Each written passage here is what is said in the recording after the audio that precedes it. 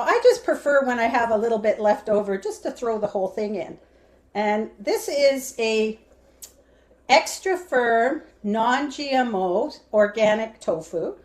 So tofu gets another one that can get a bad rap. If you're not comfortable with tofu, that's fine. You don't need to put it in, but I add it in here.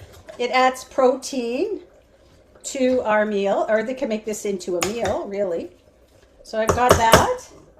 And then I'm going to add a little bit of tamari sauce. So I don't have much left in this bottle. I was buying them at Costco, a big bottle, and I haven't seen them at Costco. So I'm going to put a couple of tablespoons. I might add a little bit more later. So this is something you can use for flavor. And now I'm going to add some ginger. And I have to show you, ladies. I went to an Asian market for ginger. This is the smallest I could get. So I'm going to freeze most of this because we're not big ginger. Like, we don't eat a lot of ginger. So this is huge for us. So I'm just going to take one piece. And yeah, I think that's huge for everybody. I don't know. That was like literally the smallest, but it's organic ginger. I'm just going to take a knob here. See if I can do a knob here. It is that whole bundle, and that's like most of it was $2 for that whole thing. So it wasn't like it cost a lot, but I don't need that much. I hate wasting. So you can put it in the freezer and then grate it frozen. Once you thaw it out, it's all kind of soft and mushy. So instead of, I used to peel the skin off. Now you can wash the skin and grate it in with the skin. That's perfectly fine. If you want to take the skin off, use the side of a spoon and just scrape the side of the spoon. Check how it takes it off. And you don't have a lot of waste. It just nicely takes it all off. Yeah. Yeah, I even asked them, do you have something smaller for ginger? And they said, nope, that was it. So now I got ginger smell.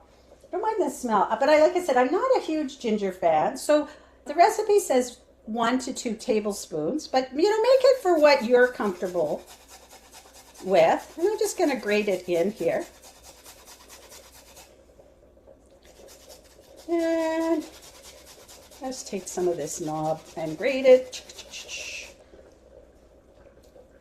And again, make it what you're comfortable. If you don't have ginger, fresh ginger, you can add powdered ginger from the spices, which is usually what I do, but I was inspired, so I wanted to get real ginger, so I got real ginger, let me tell you. All right, and that's it. All we're going to do is take this and put it on the stove.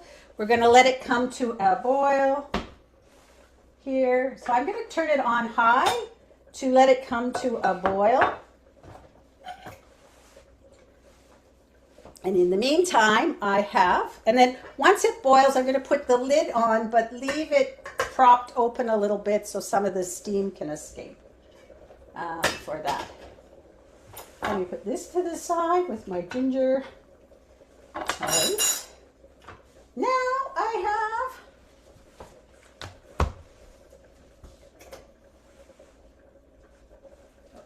on here my pot that I have been simmering away.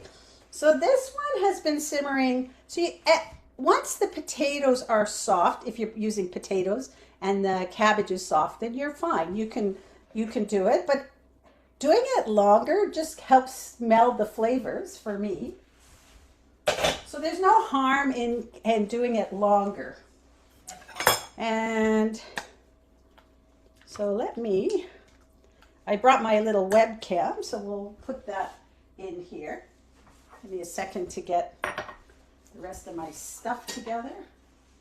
Now, I'm going to put in the miso now, as well as some lemon juice. Now, the reason we put the miso in at the end, now that it's simmered and it's cooked, we put the miso in the end.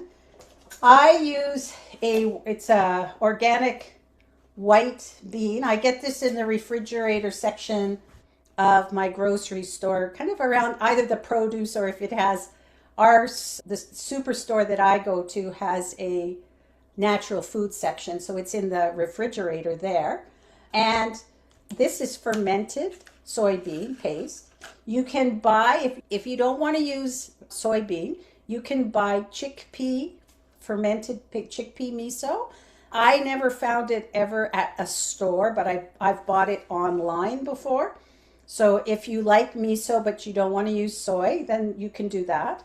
So what I'm going to do, and because it's fermented, it has like live microorganisms. So when you put it into boiling soup, boiling hot water, it's going to kill off some of those microorganisms that are good for our gut. So this is amazing for gut health. So you're going to want to put it in at the end. So what I'm going to do is I'm just going to take a ladle and put a little bit of the soup broth on the side here.